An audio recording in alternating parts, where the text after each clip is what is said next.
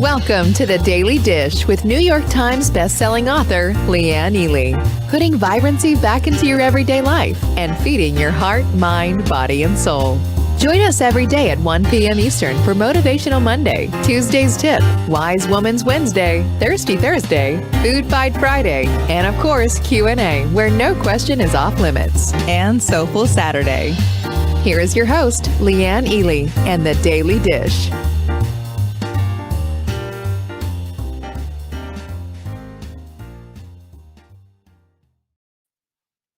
Hey, we got some thirsty women here. How about that? Hello, thirsty lovelies. I see Nancy, Catherine, Kathy, Mary Ann, Francesca in the house. There's Martha, Doris, Jennifer, Jocelyn, Denise. You must know that it's Thirsty Thursday. I'm so glad to see you all. Who else? Mary Ann Evans. We have two Mary Anns in the house today. And our Kathy, of course. Lovely, lovely, lovely to see you. And I'm going to guess right now, well, there's Juanita and Jane, of course.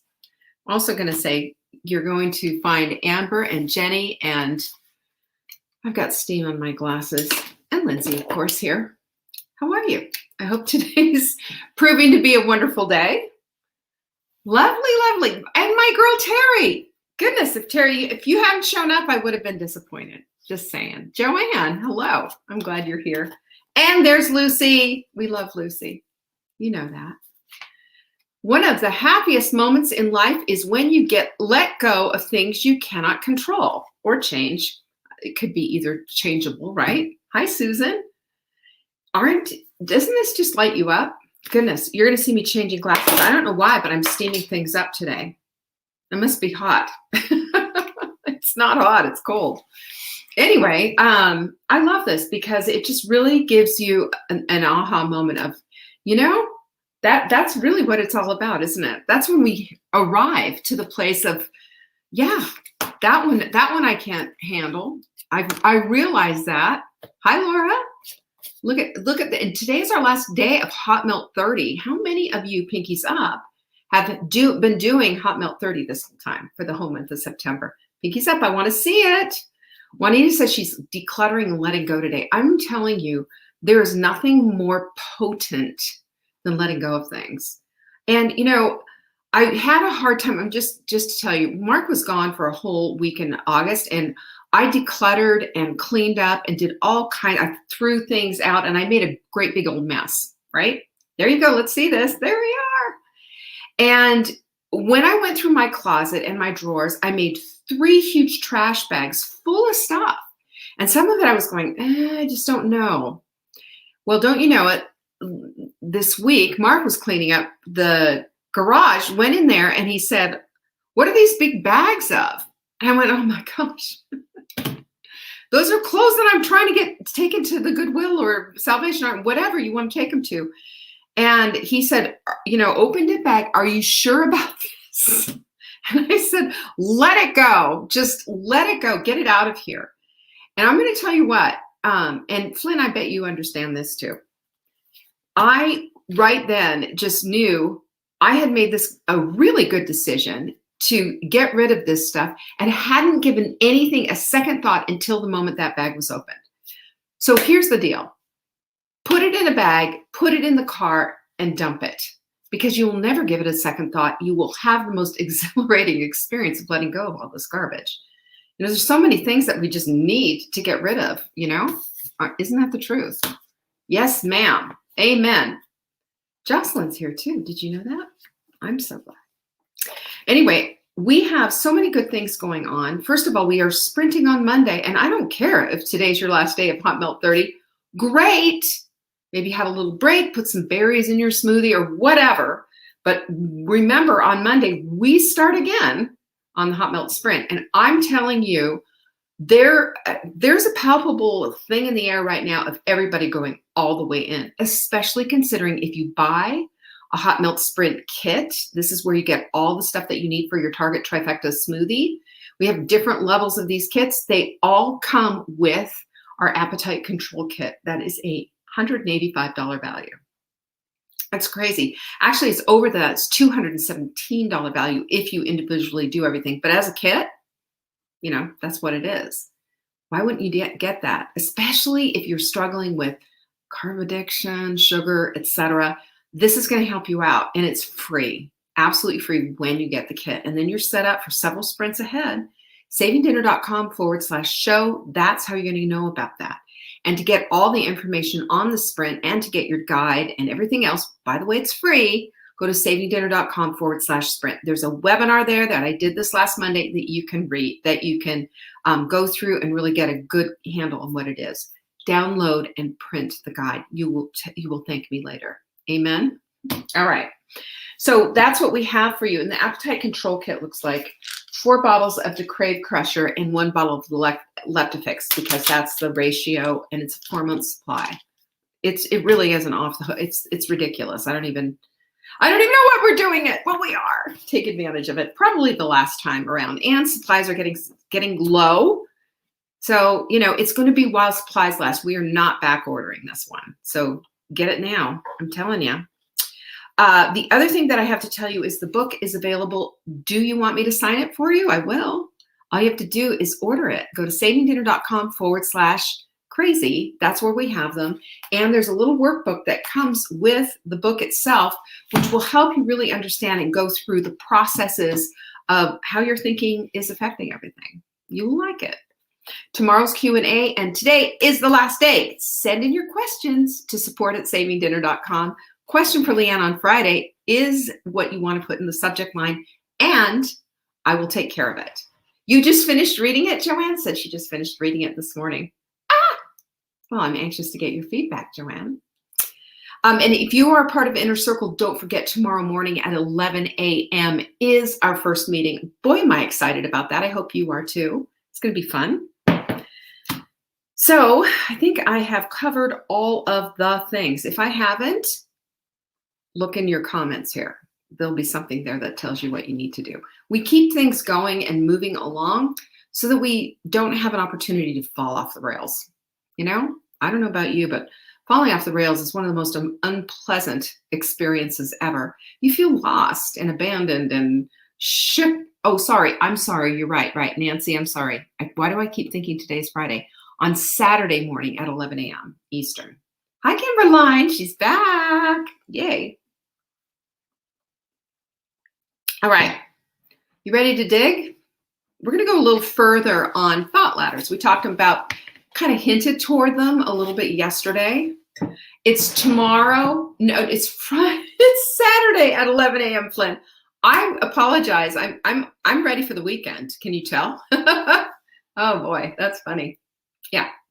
Anyway, this shirt, by the way, I'm so excited about. I bought this shirt last year around this time, and I remember putting it on, having it really tight around the arms and tight around the bust, nice and loose and baggy. What's up with that? What's up with that? It's fun exercise. I love it.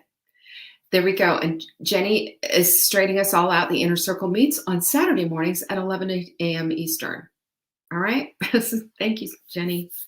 Keeps the peace, keeps the sanity. Her name is Jenny.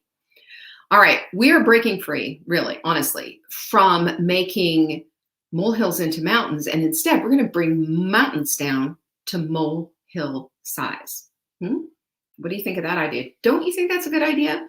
I'll tell you why it's a good idea. Because they're handleable. Handleable. Yep. Handle-able.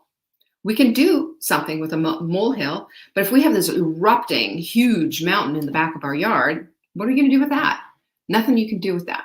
Molehills we can handle. We have ways around that. There's strategies, there's tactics. Molehills can be handled, but you can do nothing about a great big huge mountain because mountains are purposely unmovable. Not in my world though, because we can break free from this whole mountain making and go to the place of putting things into perspective. So we talked about yesterday, if you remember, she does keep the wheels on the bus. And thank you, Jennifer, you're so sweet.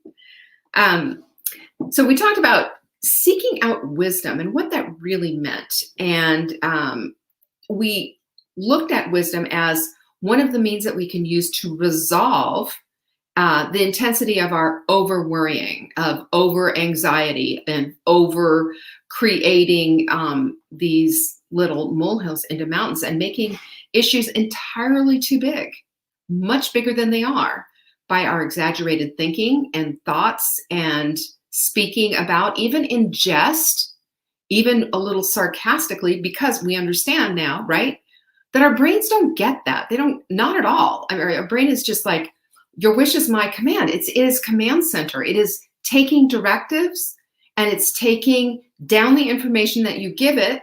And even if you're just being a little bit funny or sarcastic, it's still saying, okay, yeah, that's what you want. You got it, right? What? You know? Right. I used to say, if I walk by and even smell a bakery, I will gain weight. And I thought I was being really funny. And didn't you know it? That's exactly what happened, because I gave my brain an instruction.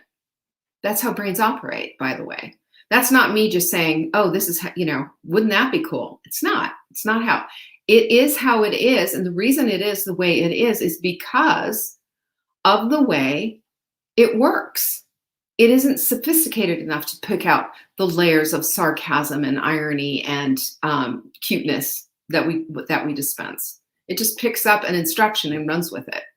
So we, at the foundational level, need to gain a new perspective to watch what our thoughts and our words are turning into, because we are speaking and writing out basically instructions for our brains. We're creating even new synapses for our brains with our crappy thoughts. That's the other thing that we need to know. So you can't see your way out of it or feel your way out of it or figure your way out of any of this, can you? I mean, we get to that place of just saying, I just don't even know what to do. I think one of the fallback things that we need to start thinking about is, can I Diana Nyad my way out, right? Because we're not talking about MacGyver, who was a fictional 80s character who would always seem to have the right amount of duct tape and pen knives and whatever else to get him his way out. We're talking about Diana Nyad, a real life hero, a woman that we can all look up to, who is, our age or older, who's figured out a way to get across that shark-infested ocean to reach her goal. We all have the ability to Diana Nyad our way out. Find a way is what she said, which I wrote on my dream board, which I have everywhere, which I always remind myself of, that there is a way out always. Not that I'm the biggest eternal optimist, though I am fairly optimistic. I don't always have answers. I don't always know what to do next. And sometimes I feel overwhelmed and buried, like we all do. But the glimpse of hope is knowing that everything is figure outable and everything has a way, and we can find it. Especially if we're going to direct our brain into that whole place of finding a way. What do you think of that? Hi, Jama. Well, to me, this all comes down to the thing of having eyes to see and ears to hear. Because so often we don't have those eyes to see because we're looking out of a severely dirty lens. And did you see me early right here when we started the show? I've got pink glasses and I've got these glasses. They're the same thing. They have a blue lens to kind of protect. They're reading glasses, but they protect my eyes from all the computer light and what have you. At least that's what they say they do. I don't know if it's true. But let me just say this. When you have a dirty lens or a fogged up lens, you can't see through them. And what do? We change glasses, or we take them off and we clean them up. But very often what's at the whole dirty lens thing is our overwhelm, the deflecting of, well, it's not my fault, or blame shifting, or blaming someone else, right? Micromanaging something, avoidance, procrastination, and just this whole idea of allowing hopelessness to drape itself around our shoulders and hold us down. Because we've all felt hopeless. Why is it that some people feel hopeless and, it's an albatross around their neck and dragging them down to a hole, and other people feel hopeless and say, hold on a minute. Why does that happen? Well, there's a whole lot of answers to that, and I'm certainly not a psychiatrist or psychologist or anything like that. And always, there's a chemical reaction, there's familial ties to why we do the things that we do. There's culture involved. There's the people we hang out with. There's a lot of things that influence the whys of all of this stuff. And honestly, at the end of the day, do we really need to figure out the why, or do we need to look at the what can I do next? That's what I kind of look at. Because sometimes I don't know why I feel hopeless and I feel like I just can't figure this out. And other things, I don't feel like that. The ever evolving weirdness of how human beings are, I guess, I don't know. But one of the things that I do know is that having a new perspective will oftentimes, and almost 100% of the time, shift the way we start to think about things. And I see this all the time, by the way. And I've shared my story with you on when I really got that, when it really gelled. And that was when Mark and I were standing out on the deck, looking out, trying to see this pileated woodpecker. Now, those are rare, by the way, except around here in the mountains, that you can find them. And I call them the big woody woodpeckers because they're like 17, 18 inches high, big red heads, and they're loud when they're knocking on a tree. It's not like this little tap, tap, tap. It's like bam, bam, bam. It's just like really loud. And we're out on the deck looking out. And I said, oh my gosh, there he is. And Mark's like, where? I don't see him. And I said, right there at 12 o'clock. I don't see him. And I said, Mark, it's there, right there, 12 o'clock. And it dawned on me that he doesn't have my perspective because one, he's taller than I am. And two, maybe my 12 o'clock is more like his 11 o'clock. So I brought him over to where I was standing and I pulled him down to my height and said, see, 12 o'clock. Oh, there he is. That's the whole thing. Our perspectives are only as effective as how it is that we see them.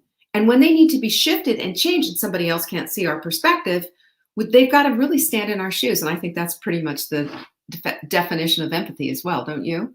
Being able to see something from somebody else's perspective, even if you can't. Just it's enough to care and to know and to be able to walk alongside. So what is the definition of a new perspective then? It's a different viewpoint, number one. It's a new way of thinking or looking at a problem. And it's also fresh new tactics that you can apply to them, like the problem or the issue or the conundrum that you're stuck on. But the thing that, you know what the blocker of this whole thing is? It's so much fun. It's so funny. It's so many times we have this issue of not wanting to change our perspective and actually defending them. Even if our perspective is taking us down a wrong path, even if our perspective is holding us back from the vibrant life we want to live. But, oh, you don't understand. You ever hear that? Or, you know, it's too difficult to actually go to the place of, I'm open to what maybe you have to say or whatever. Now, most people aren't open to unsolicited advice, but, you know, at the same time, if you have an invested relationship in each other, being able to, you know, say, hey, what, you know, have you ever considered? It might, you know, there might be a pair of fresh ears to listen to. You never know. But if you think about it, what is the resistance to this idea of a fresh perspective, a different perspective? Well, number one, there's how many years, X amount of years of always doing things a certain way. And somebody's, you know, some smart Alex coming alongside saying, you need to do it differently.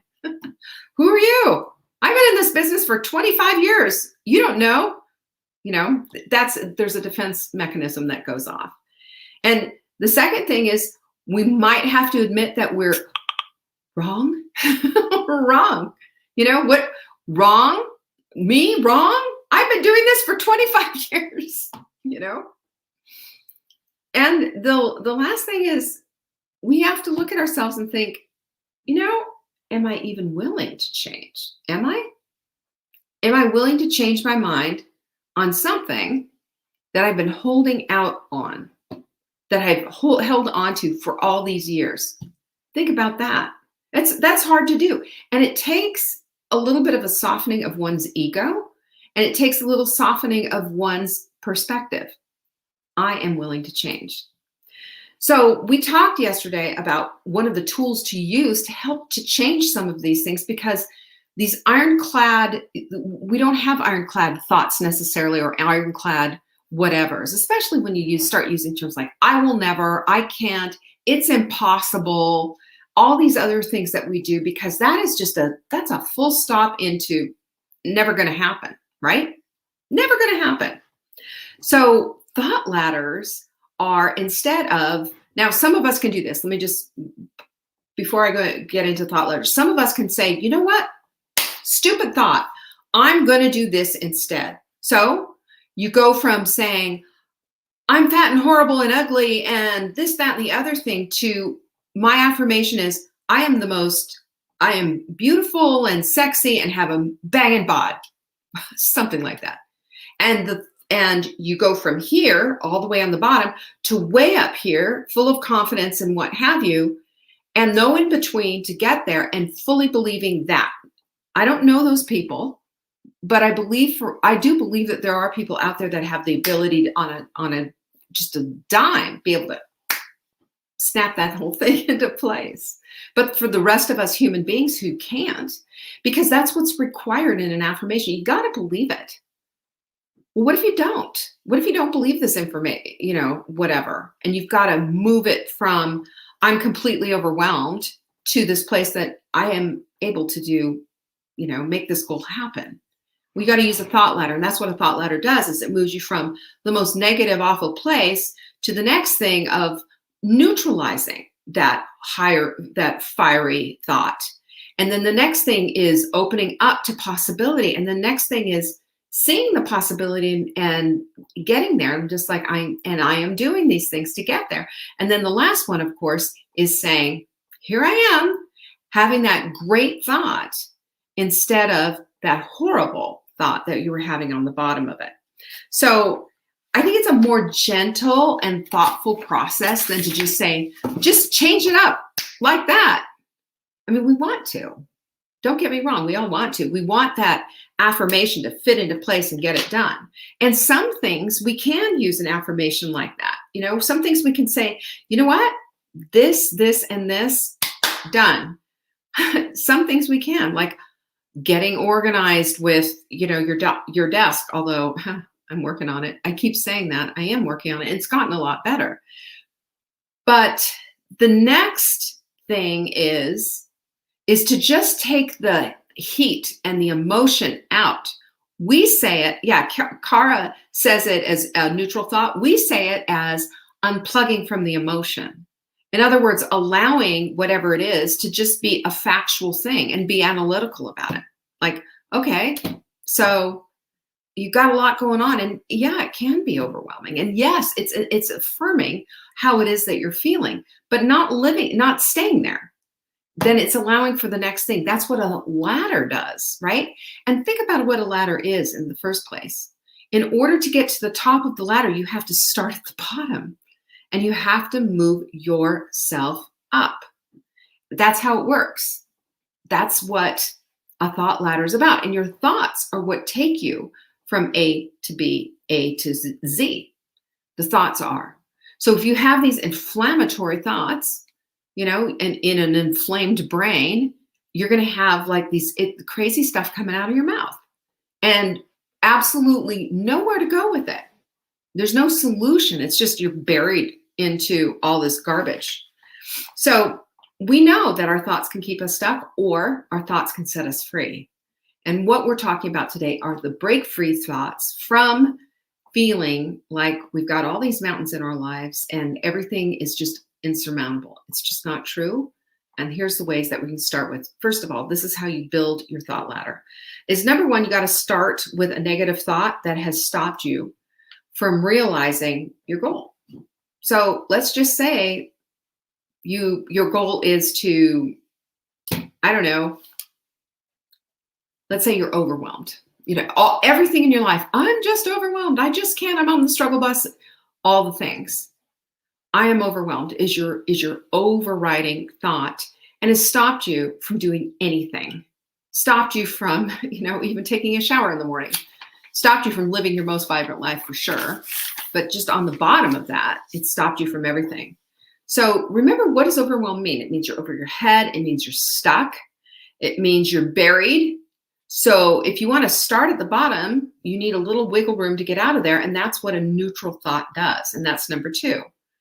Well, that's not number two, that's number three. But what you need to do is you're going from here and you want to go to here, then you write out the goal thought. That's number two. What is your goal thought?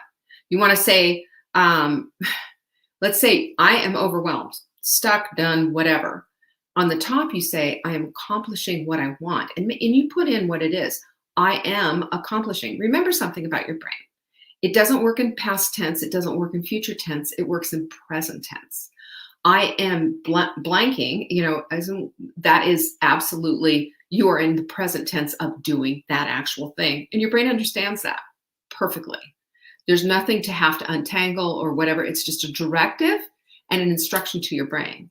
So if that's what you want, even though you don't believe it, go ahead and write it out. That's where you need to start. Because even if you don't believe it now, you will believe it later, because you're going to work to there by using the next part in the step in the thought ladder, and that is to write out some in between steps. Okay, those are the rungs of the ladder. Those are the rungs that they lead you to the place of possibility of that ultimate goal. Possibility, possibility is everything. So they're considered neutral thoughts. They're not overly Pollyanna-ish, optimistic, and crazy town, nor are they overly pessimistic and so incrementally small that you can't ever get there. It's going to, that ladder is going to be 100 steps long. They are giving permission is what they're doing. They're permission granting steps.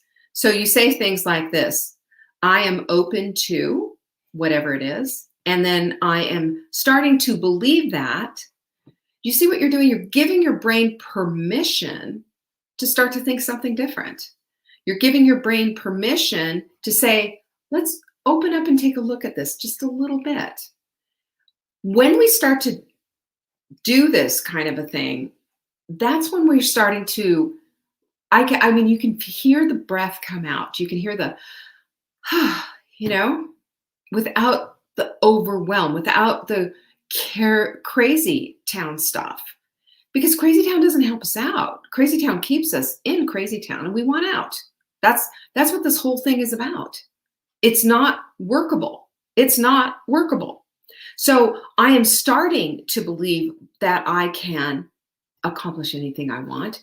I am open to accomplishing anything I want is a good start. Now that's over general, of course, but I'm giving you that, accomplishing, fill in your blank. Your top rung is accomplishing whatever that is. And then the next two are just, I am open to, I am starting to believe, I am finally achieving, things like that. And you can see and feel your way to there. Emotion is something, and emotions and feelings we know are different, right? Emotion is something that comes up and swells up that creates a feeling. And our feelings don't have to direct our lives if we don't give them permission to. But when we see them coming and we know how irrational they can be, because they can, we can immediately say, here comes one of those things. And I don't want my feelings to be making this judgment call or to be making this life decision for me. I want me to do that. So I'm going to unplug from that emotion. I'm going to feel it in a minute, or I'm going to get back to that, or I'm going to go through the whole process or whatever, or I'm going to process all of this emotion first, and then I'm going to come back and analytically look at this problem. Or you can do it the other way around if you want, however it works for you. But the point is that without the emotion and the accompanying feelings that go with it, we're able to look at things in black and white terms, like my pro-con list I've told you about. This is my daughter and I used to do that all the time when she was in high school. The pros and the cons. We did that when she was going to college. We did that over a lot of things because it helped us to see what a good decision would look like if it were made. And we need to do this in our lives with the things, especially the things that are holding us back. So number 4 is to look at what you've constructed, your little thought ladder. Look at it. How does it land with you? How does it make you feel? Does it feel like you have enough rungs in between the bottom of the ladder and the top? Are there enough things in there? Processing rungs, if you will. Is it helpful? Maybe it needs a little more massaging. Maybe you need to add another layer of rung in there. You know how you operate. But this thought ladder is to help you to get so that you can get to the top of that without feeling, like you're left in the lurch with nothing, nothing to cope from. If you took a ladder and you took the bottom rung and you put the top rung here and you took all of those in between rungs out, you could get to that top rung, but boy, is it going to take a little bit of gymnastics, isn't it? It's going to take a lot of wiggling. It's going to take some finessing. And it's going to take a lot more work to get to there than it is if you just logically used each rung along the way. So what do you do next? Now that you've constructed it and maybe made a few little changes, added another couple of rungs, you start practicing it. You have to start practicing it because what's involved here is we're constructing new synapses in your brain to help you connect with what it is that you want. And that takes a minute.